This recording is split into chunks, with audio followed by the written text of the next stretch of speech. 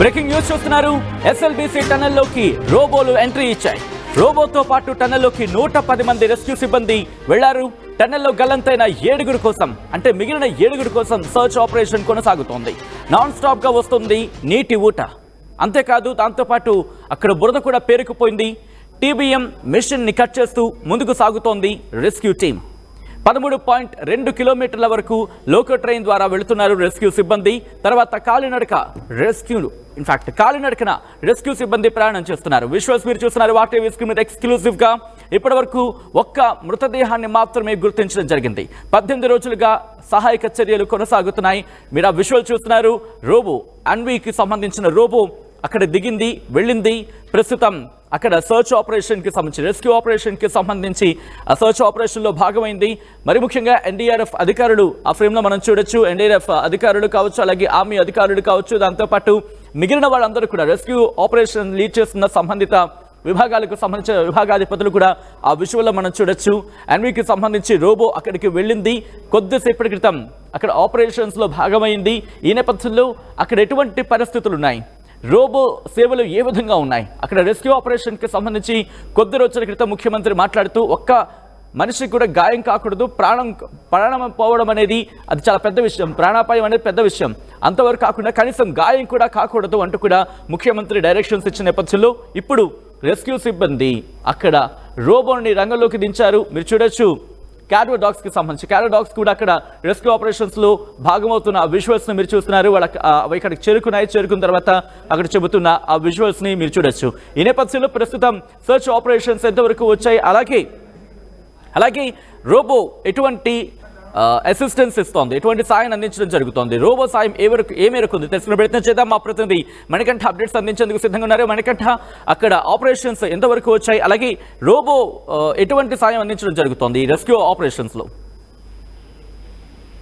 SLBC tunnel దగ్గర సహాయక చర్యలు ముమ్మరంగా కొనసాగుతున్నాయి. లోపల ఏదైతే చివరి 20 మీటర్ల వరకు కూడా పూర్తిగా ప్రమాదకరమైనటువంటి సిచ్యువేషన్ ఉంది. మరొకసారి కూడా కొలాప్స్ అయ్యేటటువంటి ఛాన్సెస్ కూడా ఉన్నటువంటి నేపథ్యంలో అక్కడికి ఎవరు కూడా రెస్క్యూ సిబ్బంది వెళ్లకుండా అక్కడ ఒకవేళ ఎవరైనా ఈ మిగతా 7 ఏమైనా మృతదేహాలు కావచ్చు, ఆ 7 ఆశీస్సుని గుర్తించేందుకు రోబోలో తయారుకున్నట్టుగా అధికారులు చెప్పుకొస్తున్నటువంటి ఈ నేపథ్యంలోనే అన్వి రోబోటిక్ బృందం అంతా కూడా రంగంలో దిగింది. ఇప్పటికి ఇదివరకే 2 సార్లు అన్వి రోబోటిక్ బృందం టన్నెల్ దగ్గరికి చేరుకుని లోపలికి వెళ్ళి పూర్తిగా పరిస్థితులన్నీ కూడా చూసి వచ్చిన తర్వాత ఈ రోజు 3 రోబోలను రంగంలోకి దించేటటువంటి అవకాశం ఉంది.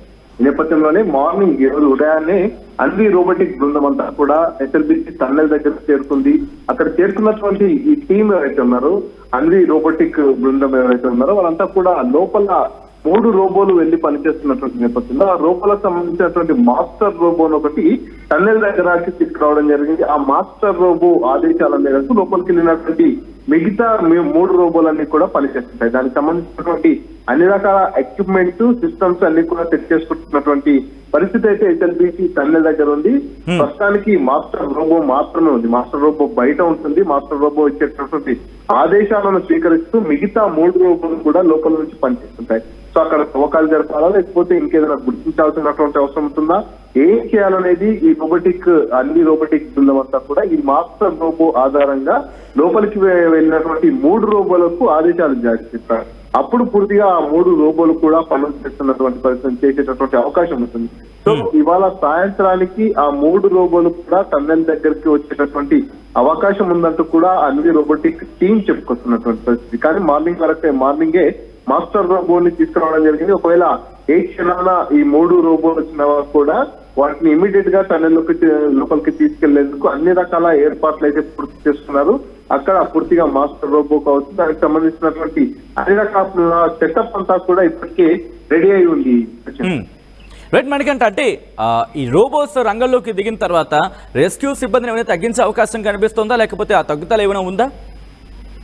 ఇప్పటికే దాదాపుగా 600 మంది వరకు కూడా రెస్క్యూ టీం అంతా కూడా పనిచేస్తున్నట్టు జిల్లా కలెక్టర్ కూడా చెప్పుకొచ్చినట్టు. ఈ నేపథ్యంలో ఈ రోబోస్ ని ముఖ్యంగా తీసుకురావడానికి కారణం ఏంటంటే చివరి 20 మీటర్లు అత్యంత ప్రమాదకరంగా ఉన్నట్టు కూడా లోపల పనిచేసేటటువంటి రెస్క్యూ చెప్పుకొస్తుంది. ఎందుకంటే ఇప్పటికే టన్నెల్ అంతా కూడా నీటి ఉధృతి కారణంగా దెబ్బతిన్నటువంటి నేపథ్యంలో చివరి 20 మీటర్ల వరకు కూడా పై భాగంలోని సెగ్మెంట్స్ అన్ని కూడా కొంత డ్యామేజ్ అయినట్టుగా కూడా గుర్తించడం జరిగింది. ఈ నేపథ్యంలో అక్కడికి మనుషులు వెళ్లి పనిచేస్తుంటే మళ్ళీ ఏదైనా జరగరాని ప్రమాదం జరిగేటటువంటి అవకాశం ఉంది. కాబట్టి ఇప్పటికే ముఖ్యమంత్రి రేవంత్ రెడ్డి కూడా ఆదేశాలు జారీ చేయడం జరిగింది. అక్కడ పనిచేస్తున్నటువంటి రెస్క్యూ సిబ్బందికి ఎవరికి కూడా ఏమాత్రం చిన్న గాయం కూడా కాకుండా ఉండేలా జాగ్రత్తలు తీసుకోవాలంటూ కూడా ముఖ్యమంత్రి రేవంత్ రెడ్డి సూచిస్తున్నటువంటి నేపథ్యంలో అక్కడికి రోబోలను రంగంలో దిస్తున్నారు. ఆ ప్రాంతంలో ఎక్కడైతే ఆ మనుషులు వెళ్ళలేనటువంటి ప్రాంతం ఏదైతే ఉందో, ఎక్కడైతే ఇప్పటికీ డేంజరస్ సిచ్యువేషన్ లో ఉన్నటువంటి టన్నెల్ ఏదైతే ఉందో అక్కడికి ఈ రోబోలను పంపించే అవకాశం ఉంది. మొదట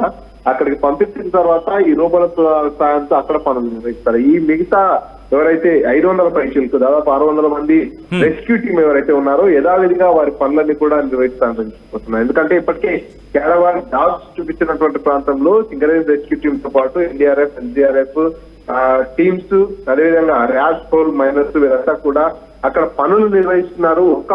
రెండు ప్రాంతాల్లో ఈ క్యాడోల్ డాగ్స్ స్పాట్ చూపిస్తున్న నేపథ్యంలో ఒక ప్రాంతంలో పూర్తిగా తవ్వకాలు జరుగుతున్న నేపథ్యంలో అక్కడ గుర్ప్రీత్ సింగ్ అనేటటువంటి ఇంజనీర్ మృతదేహాన్ని కూడా గుర్తించారు. రాబిన్స్ కంపెనీకి చెందినటువంటి ఆపరేటర్ ఇతను, టీబీఎం మిషన్ ఆపరేటర్. ఇతని మృతదేహాన్ని కూడా ఇప్పటికే గుర్తించడం జరిగింది. సో మరొక ప్రాంతంలో కూడా ఏదైతే అక్కడ రాడార్ గుర్తించడం జరిగింది. అక్కడే పూర్తిగా ఏదైతే ఈ క్యాడోల్ డాగ్ కూడా అక్కడే స్పాట్ గుర్తించడం జరిగింది. అక్కడ తవ్వకాలు ముమ్మరంగా జరుగుతున్నాయి. అక్కడ కూడా ఎక్కడ తవ్వకాలు జరుగుతున్నప్పటికీ కూడా టీబీఎం మిషన్ కి సంబంధించినటువంటి ఆ భారీ శిథిలాలన్నీ కూడా అడ్డుపడుతున్నటువంటి పరిస్థితి. ఈ నేపథ్యంలోనే తవ్వకాలకు కొంత ఇబ్బందికరమైనటువంటి పరిస్థితులు తలెత్తుతున్నాయి. సో పూర్తిగా ఇప్పుడు ఎక్స్కవేటర్లు కూడా లోపల నిరంతరాయంగా పనిచేస్తున్నాయి. కన్వేయర్ బెల్ట్ కూడా అనేది కాబట్టి అక్కడ లోపల ఉన్నటువంటి 2 ఎక్స్కవేటర్లు పూర్తిగా అక్కడ ఉన్నటువంటి మట్టి, స్లడ్, ఇతరత్ర పరికరాలన్నింటి కూడా ఎప్పటికప్పుడు జోడిస్తూ ఆ కన్వేయర్ బెల్ట్ పై వేస్తుంది. సో మొదటి రోజుకు ఇప్పటికే చూసుకున్నట్టయితే పనుల్లో చాలా వేగవంతమైంది. మొదటి రోజు కేవలం 11వ కిలోమీటర్ వరకు మాత్రమే రెస్క్యూ టీం వెళ్ళేది. కానీ ఈ రోజు 0 పాయింట్ వరకు 14వ కిలోమీటర్ కూడా చేరుకునేటటువంటి సిచ్యువేషన్ ఉంది. అక్కడ 14వ కిలోమీటర్ దగ్గర కొంత అయితే ప్రమాదకరమైనటువంటి సిచ్యువేషన్ ఉన్నటువంటి నేపథ్యంలో మళ్ళీ టన్నెల్ కూలకుండా ఉండేందుకు సింగరేజ్ లో వాడేటటువంటి ఒక టెక్నిక్ కూడా ఇక్కడ వాడుతున్నారు. పూర్తిగా అక్కడికి కర్ర ముక్కలు కూడా తీసుకురావడం జరిగింది. ఆ కర్ర ముక్కల ఆధారంగా పూర్తిగా టన్నెల్ పడిపోకుండా, కొలాప్స్ కాకుండా ఉండేందుకు అక్కడ ఏర్పాట్లు చేసేందుకు కూడా పూర్తిగా అన్ని రకాల సిద్ధంగా ఉన్నారు. ఎలాంటి టెక్నాలజీ అందుబాటులో ఉంటే ఆ టెక్నాలజీ అంతా కూడా వాడుతున్నారు. ఇప్పటికే ముఖ్యమంత్రి రేవంత్ రెడ్డి కూడా లోపల బయటికి తీసుకుని వచ్చేందుకు విదేశీ టెక్నాలజీని వాడాల్సినటువంటి అవసరం ఉంటే కూడా తప్పనిసరిగా వాడతామని చెప్పుకొచ్చినటువంటి నేపథ్యంలో ఈ రోజు రంగంలోకి రోబోలు దిగేటటువంటి ఛాన్సెస్ ఉన్నాయి. రైట్ మణికంఠ, ఒకసారి మీ లైన్ లో ఉండే ప్రయత్నం చేయండి. ఇదే అంశానికి సంబంధించి రియాక్షన్స్ వస్తున్నాయి, రియాక్షన్స్ చూద్దాం. చూస్తున్నారు కదా, ఇది మాస్టర్ రోబోట్.